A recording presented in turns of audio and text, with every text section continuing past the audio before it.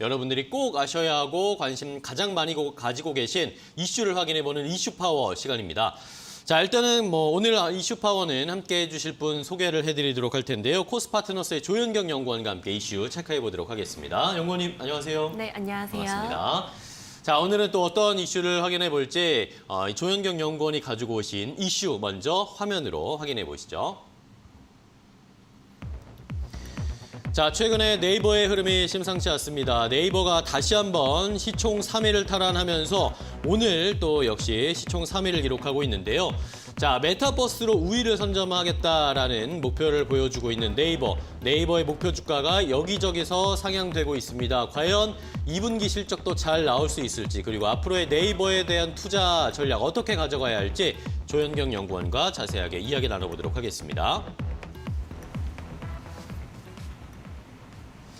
자, 일단은 네이버를 좀 체크해 보겠습니다. 네이버가 오늘도 0.4% 정도, 0.1% 강보합권에서 움직이면서 44만 1,000원에 거래가 되고 있습니다. 카카오와 이 네 시총 3위 싸움을 계속하고 있는데 일단은 또 이번 주에는 네이버가 강한 모습을 보여주고 있습니다. 왜 이런 모습 보일까요? 네, 일단 최근에 아까 이제 말씀 주신 것처럼 이제 골드만삭스에서 이 향후 네이버의 실적 부분에 있어가지고 좀 안정된 모습을 네. 보일 것이라는 이야기가 나오면서 목표 주가를 55만 원까지 상향을 했습니다. 그래서 이런 어떤 2분기 앞으로 다가온 실적에 대한 기대감과 그리고 또 이제 시총 3위를 이제 탈환을 한 부분인데 네. 사실 기존의 우리나라 시가총액을 또 이제 받쳤던 부분은 뭐 반도체라든지 뭐 석유화학, 디스플레이 이런 쪽이 이제 주 업종들이 그러니까요. 있었는데 사실 코로나로 인해서 이 IT 기업들에 대한 재평가가 굉장히 많이 이루어지는 상황이죠. 네. 그래서 특히나 또 컨텐츠에 대한 중요성이 매우 부각이 되고 있는 상황이기 때문에 이 컨텐츠 종합 플랫폼 업체들, 뭐 카카오, 네이버 굉장히 부각이 많이 되고 있고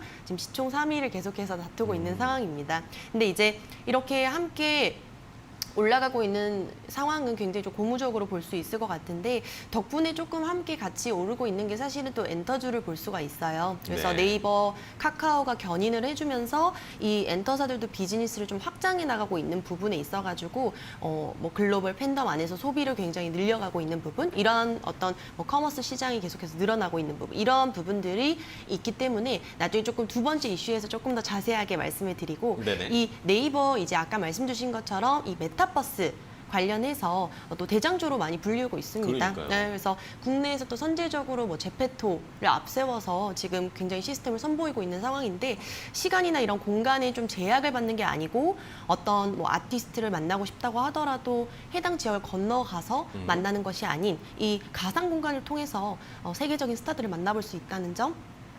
그리고 이제 또 뭐 대선 후보들에 대해서 뭐 대선 관련 뭐 공청회나 이런 것들도 가상 현실에서 진행을 한다. 또는 뭐 회사에서 세미나도 가상 현실을 통해서 진행을 한다. 이렇게 뭐 신문이든 책이든 너무나도 메타버스에 관해서 지금 많은 이야기들이 나오고 있는 상황인데 네. 조금 가장 주목을 해야 될 부분은 결국에는 이 가상 공간의 나를 이 아이덴티티를 조금 보여줄 수가 있다는 부분인 것 같습니다.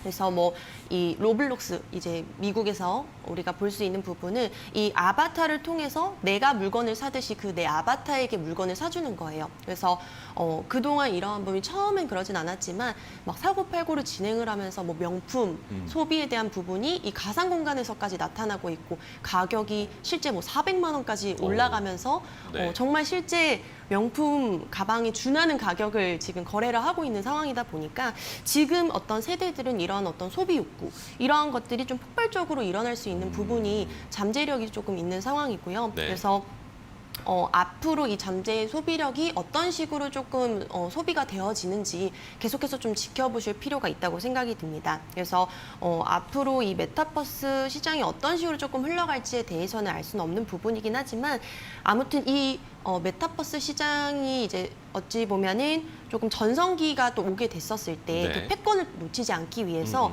그동안 조금 갈고 닦아놓은 뭐 제페토라든지 이쪽에 있어가지고 투자를 계속해서 좀 진행을 하게 될 것이고요. 그렇기 때문에 오히려 이제 실질적으로 이 가시적으로 메타버스로 인해서 지금 당장에 보여지는 부분은 좀 없는 부분이 맞아요. 그래서 뭐 크게 실적에 대한 부분을 당장에 좀 기대를 하는 것보다 또한 이제 뭐 메타버스뿐만 아니라 뭐 마케팅 비용이라든지 이런 쪽으로서도 지금 계속해서 조금 비용이 많이 들어가고 있는 상황이라서 네. 온라인에서도 쿠팡이랑 계속해서 좀 경쟁을 하고 있는 상황이고 또 뭐 일본에서도 라인 서비스가 있는 상황이기는 하지만 뭐 야후와의 이런 어떤 전자상거래 시장이 뛰어들었지만 아직까지 3위에 머물고 있는 상황이기 때문에 이러한 것들을 계속해서 좀 따라잡으려고 한다면 계속해서 이제 마케팅 투자는 필요할 것으로 보여집니다. 그래서 다만 그 전에 그러한 부분들이 우리가 조금 반영이 된 부분에 있어서 기저 효과는 조금 나타날 수 있을 것 같고요.